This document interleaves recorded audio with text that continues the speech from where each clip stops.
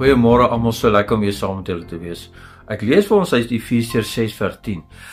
En ons weet in hierdie gedeelte praat hulle van die wapenrusting van die Here. En as jy 'n wapenrusting aantrek, dan trek jy dit aan om jouself te kan verdedig, maar ook om oorlog te kan voer, om vorentoe te kan gaan en te veg. En want jy sal weet in die agterkant van die wapenrusting jy aantrek, is dit eintlik oop. Daar's niks wat jou beskerm nie, want jy moet vorentoe gaan. Jy moet nie weghardloop nie. Jy moet vorentoe gaan en oorlog voer. Jy moet die grond inneem. En die eerste versie of die eerste gedeelte wat ek lees, Efesiërs 6:10 wat sê: "Eintlik my broeders, word kragtig in die Here en in die krag van sy sterkte." En dan praat hy van die wapenrusting wat jy moet aantrek. Maar word kragtig in die Here, deur die woord van die Here.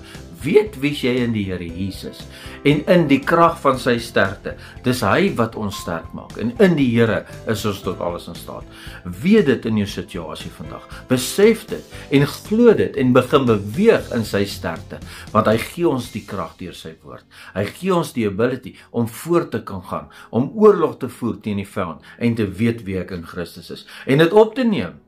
En dit te doen, en nie net te sê, ja, daar's ouens wat vir my gaan veg, die pastoor gaan vir my bid, hierdie sal vir my intree, daai, nee, staan jy op, staan jy in die krag van die Here, en in die sterkte van die Here, en hy sal vir jou deurbrake bring, hy sal vir jou oorloë wen, want dis wie hy is vir ons.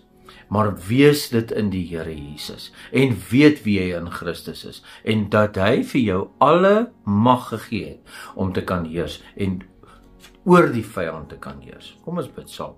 Here, help ons om te besef, ons het in U, het ons krag, en dit is U sterkte wat ons in leef, Here Jesus, en dat ons sal besef vandag, in elke situasie wat ons daar mag wees, waar die vyand ons dalk aanval, of waar ons voel, maar nou is ek in 'n gat, en ek is in 'n moeilike plek, sal weet, maar ek staan in die krag en die sterkte van die Here, ek staan op, en ek gaan vorentoe, want my krag en my sterkte is in die Here Jesus en nie myself nie. En hy sal vir my deurkom. Hy sal vir my oorwinning bring.